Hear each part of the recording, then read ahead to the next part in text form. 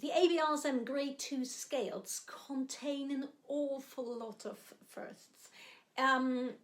It's a first grade in which you're asked to do either melodic or harmonic minor scales.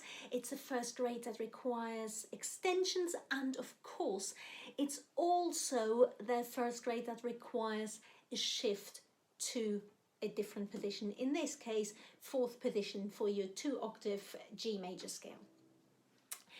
Now, because you will already have done the 1-octave scale in grade 1, I'm in this video mainly going to be concentrating on the 2nd octave.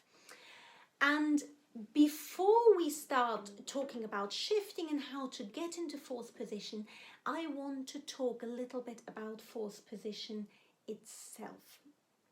Because it's a position, it's usually the first position after the first position after first position, which you learn, and it brings some unique challenges with it, especially in terms of arm position, and that's really the first thing I want to tackle.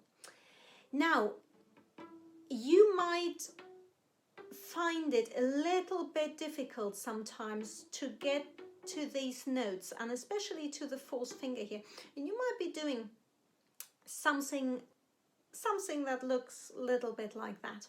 So that's the first thing I want to address.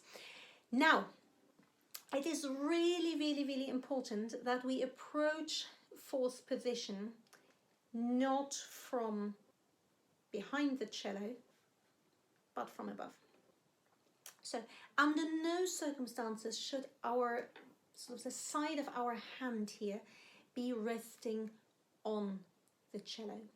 It should be completely clear of the shoulder of the instrument. And so here is a little exercise for how to set that up.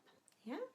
So if you start with a nice wide open arm, so make your arm really long, and then you fold at the elbow crease. So your hand is approaching from above. And now we start with the top note of the scale. We start with our top G. Now play yourself an open G so you have a reference point in terms of pitch.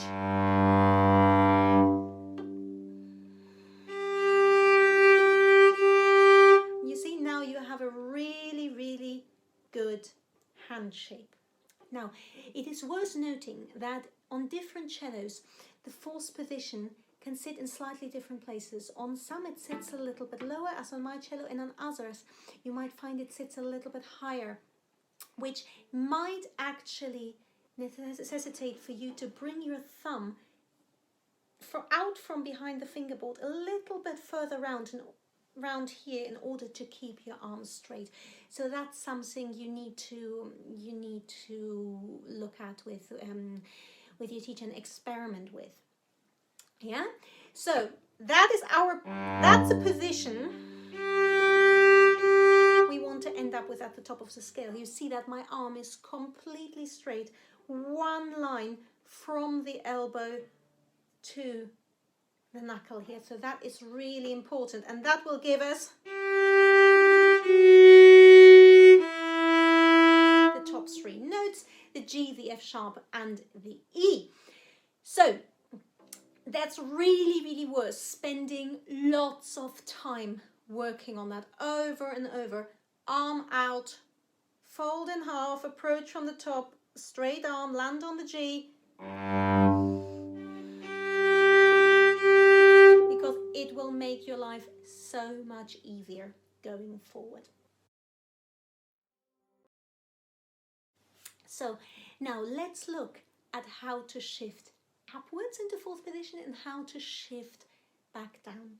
The first thing to say about the shifting is that really the be-all and end-all of that is the quality of the shifting movement itself.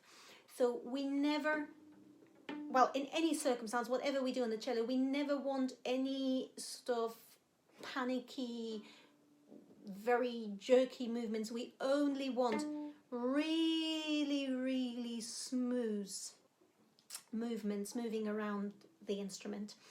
So again, really worth taking lots of time over. Now, the first shift going up goes from fourth finger to first finger. Now, this is a good time to explore how we shift from a higher finger to a lower finger, and the way we do that is by bunching up all the other fingers behind the fourth finger, release, and the first finger pushes the fourth finger out of the way. So, one more time.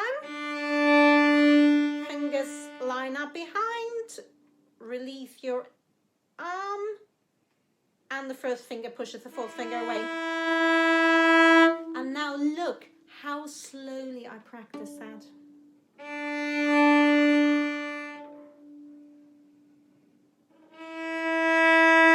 All I'm interested in at this point is how carefully and how smoothly I'm releasing my arm at the elbow. Yeah? So when you first start learning scale, don't worry about the speed of the shift. Speed will come. Just worry about the quality. Fingers line up, release. And now we're going to look at how to come back down. In this case, we are shifting on our first finger back into first position. And the fourth finger folds down. So, very important here, before you shift, make sure your fourth finger is not somewhere out here, because it's going to be an awfully long way to bring it back. So, throughout the shift, note my finger stays above the string.